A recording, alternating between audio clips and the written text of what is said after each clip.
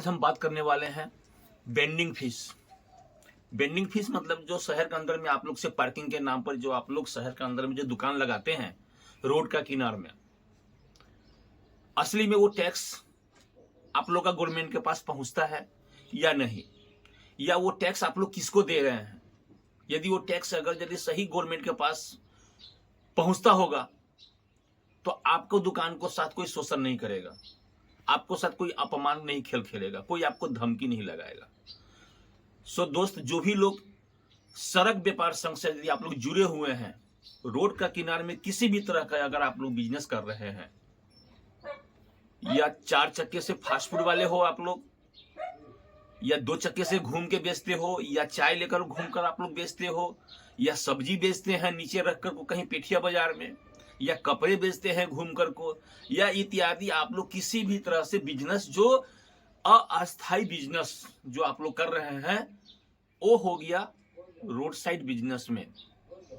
और ये बिजनेसमैन हम लोग इतने बड़े एक भारत सरकार का अंतर्गत में जो हम लोग इतने बड़े व्यापार संघ है, जो हम लोग कभी कल्पना ही नहीं करते, और कल्पना हम लोग करेंगे भी तो कैसे, क्योंकि हम लोग रोजमर्रा का काम से सुबह से शाम तक तो हम लोग इंगेज रहते हैं। पहली नंबर तो सुबह हम लोग 4 से 5 बजे उठकर को अपना सामान को तैयारी करते हैं, और हर जगह घूमना पड़ता है, दुआरी दुआरी शहर का कोना कोना।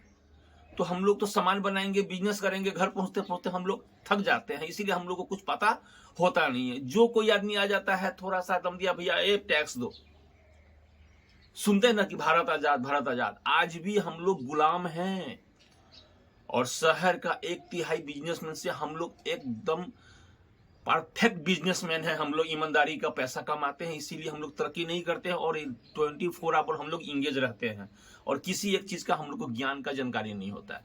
तो सो दोस्त, इस वीडियो में आप बने रहिए। हम बात करने वाले हैं section 8 bending fees street vendors act, जो हमारा संविधान 2014 का रोड साइड वेंडर का हम लोग का एक धारा है। अलग अलग धारा में अलग अलग प्रावधान कानून बनाकर को दिया है हम लोगों को अधिकार क्षेत्र में जीने के लिए। तो सो दोस्त, अगर आपके पास जो पैसा लेने आएगा, तो आपके शहर में से जो 4 दोस्त को आप लोग बनाकर को किसी कमिटी, पौरभवा या डीएमबी या नगर निगम जो आप लोग कहते हैं, शहर में जो साफ सफाई स्वच्छ भारत के तहत जो म्युनिसिपैलिटी बोर्ड बनाया गया है सरकार द्वारा, उन लोग का तहत हम लोग का कमेटी जो बनेगी, इस टाउन बेंडिंग कमेटी का तहत आपके समक्ष उन लोग आएंगे, न कि बाहर का कोई लोग आएगा। और आएगा कैसे? सो आप जानिए इस वीडियो में कि आपका पैसा सही ढंग से गवर्नमेंट के पास पहुंचता है या नहीं। अब हम बात करते हैं बेंडिंग फीस।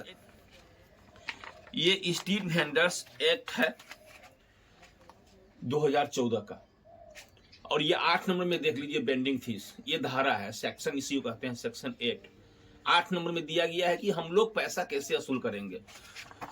सो दोस्त, यहां में लिखा गया है, देखिए 8 नंबर बेंडिंग फीस, यहां में प्रत्येक पथ विक्रेताओं जिससे विक्रीय प्रमाण पत्र जारी किया गया है, यानी कि म्युनिसिपैलिटी बोर्ड प्रमाण पत्र, यानी कि vending fees, vending card, license आप लोग से आज का समय में अलग अलग डिस्ट्रिक्ट में, अलग अलग शहर में अलग अलग हो सकता है, क्योंकि यहाँ पे असम के अंदर में डिब्रूगढ़ में 3 टैक्स लिया जाता है। एक चक्का, जो हम लोग चक्का लगाते हैं, उसका टैक्स अलग होता है।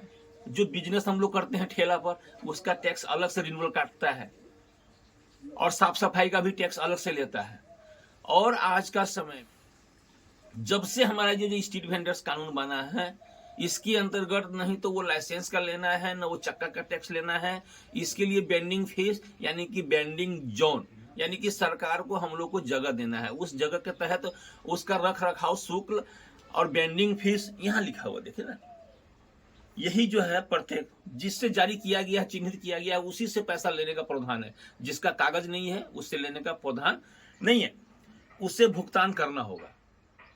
हम लोग बिजनेसमैन है, म्युनिसिपैलिटी बोर्ड द्वारा लाइसेंस दिया गया है, तो हमको बेंडिंग फीस देना है। बेंडिंग शुल्क जैसा कि योजना में निश्चित किया जा सकता है।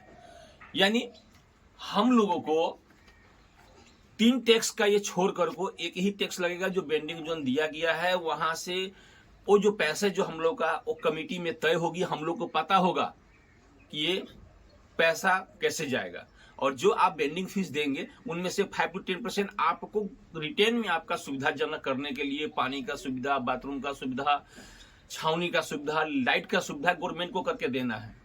यदि आपके शहर में टीबीसी टाउन बेंडिंग कमेटी नहीं बना हुआ है और इसी तरह कर लिया जाता है पार्किंग टैक्स जो उन लोग टेंडर करता है, और ये बेंडिंग सुख का टेंडर नहीं होता है, ये 5 साल का सुप्रीम कोर्ट के तहत 5 साल का कार्यकाल होगा।